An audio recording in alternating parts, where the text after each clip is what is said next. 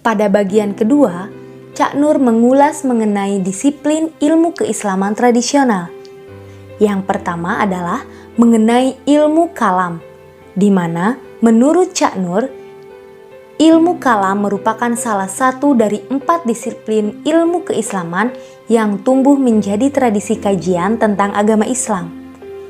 3 dari 4 disiplin lainnya adalah fikih, tasawuf, dan filsafat.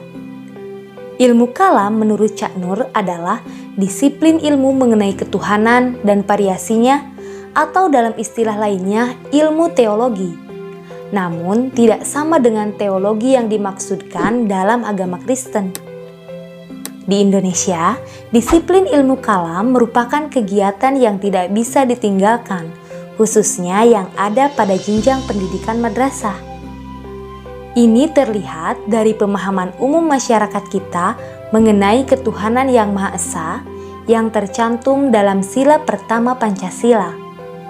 Namun, sistem pemahamannya seringkali bersifat dogmatis dalam artian tidak merdeka. Ada pembahasan yang cukup menarik pada bagian ini, bahwa disiplin ilmu kalam berkembang setelah Nabi Muhammad, yakni pada era kepemimpinan Utsman bin Affan. Lahirnya ilmu kalam merupakan hasil dari proses peristiwa besar dalam dunia Islam. Berikut saya kutip penjelasan Cak Nur dalam buku ini. Peristiwa menyedihkan dalam sejarah Islam yang sering dinamakan Al-Fitnah Al-Kubro atau fitnah besar, sebagaimana telah banyak dibahas, merupakan pangkal pertumbuhan masyarakat dan agama Islam di berbagai bidang, khususnya bidang-bidang politik, sosial, dan paham keagamaan.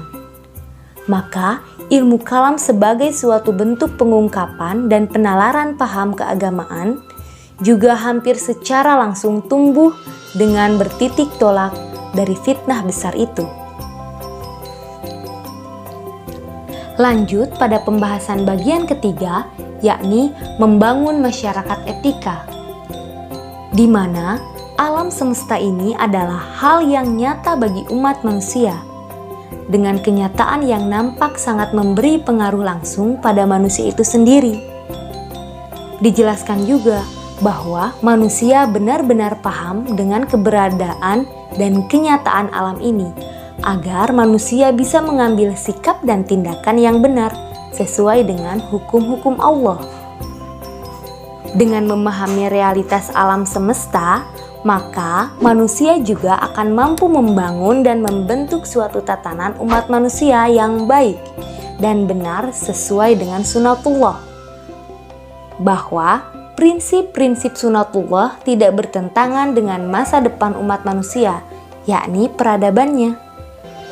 Salah satu tradisi Islam klasik yang dapat dijadikan contoh adalah masyarakat salaf, di mana masyarakat salaf benar-benar mampu menangkap api Islam tidak sekedar abunya. Pada bagian akhir, pada bab ini semakin menarik buat saya. Cak Nur menyinggung masalah etos kerja di Indonesia dan kemungkinan pengembangan dari sudut pandang ajaran Islam. Cak Nur menilai masalah etos kerja di Indonesia menjadi pembahasan yang cukup mengkhawatirkan dalam pengembangannya. Dari masalah yang dikhawatirkan ini, Indonesia akan semakin ditinggal oleh bangsa lain, termasuk di kawasan Asia Tenggara. Solusi yang harus ditempuh adalah masyarakat Indonesia harus mampu menangkap pesan-pesan ilahi untuk dijadikan bahan perenungan dan kemudian diterapkan dalam kehidupan sehari-hari. Sebenarnya, bangsa ini sudah memiliki dasar teologi yang cukup kuat. Sejarah bangsa yang tidak pernah jauh dari kerangka ketuhanan yang Maha Esa, namun seringkali diacuhkan. Berikut ini adalah bagian keempat sekaligus bagian terakhir dari pembahasan buku ini, yakni universalisme Islam dan kemodernan, di mana Cak Nur menjelaskan bahwa memahami universal Islam sama dengan memahami bumi itu bulat. Yang dimaksudkan adalah Islam sudah sempurna dari segala sisi, namun Kesempurnaan Islam ini tidak bisa ditangkap bila tidak diperlihatkan oleh pemeluknya dalam kehidupan sehari-hari. Pada penjelasan sebelumnya, bahwa Islam tidak bertolak belakang dengan kemauan manusia, namun haruslah memiliki kesadaran kosmologi ketauhidan. Islam juga bisa menjawab semua masalah dari segala zaman, dari zaman Rasul sampai masa yang akan datang. Namun, ini hanya bisa dibuktikan oleh insan yang mampu menangkap api dari Islam itu sendiri, dan juga insan yang memahami simpul-simpul agama yakni takwa, tawakal, dan ikhlas. Kebenaran dari ajaran Islam telah banyak terbukti oleh ilmuwan-ilmuwan barat, bahwa realitas alam semesta ini bersifat sunatullah, tunduk pada ketetapan Allah. Apabila melakukan sebuah penelitian, meski penelitian itu pada era yang modern dan dilakukan dengan prosedur yang benar, selalu saja ada firman Allah yang mendukung atau cocok dengan penemuan itu. Begitulah dahsyatnya silam bila mampu menangkap apinya. Nah, telah dijelaskan di atas bagaimana isi buku Islam, Doktrin dan Peradaban. Kemudian, direview dan menyimpulkan bagaimana sebenarnya buku ini menyampaikan pesannya. Yang pertama itu Islam, di mana Cak Nur dalam buku ini membahas Islam dari sistem ajarannya sampai pada pengembangannya. Kemudian memperkuat penjelasannya dengan menghadirkan perkembangan sejarah Islam klasik sampai Islam modern yang saya sebut dengan universalisme Islam. Yang kedua, doktrin.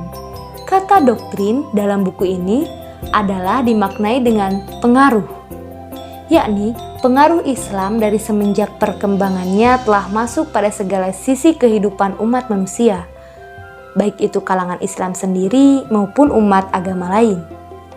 Pun sebaliknya, di mana umat Islam mendapatkan pengaruh dari dunia luar Islam seperti pengaruh Helenialisme. Ketiga, peradaban. Telah dijelaskan juga bahwa Islam adalah agama yang mampu memasuki segala zaman.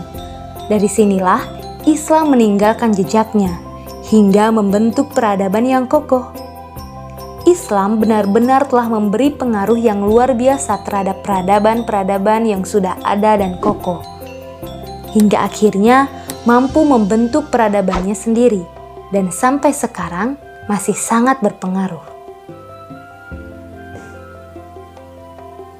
Terima kasih.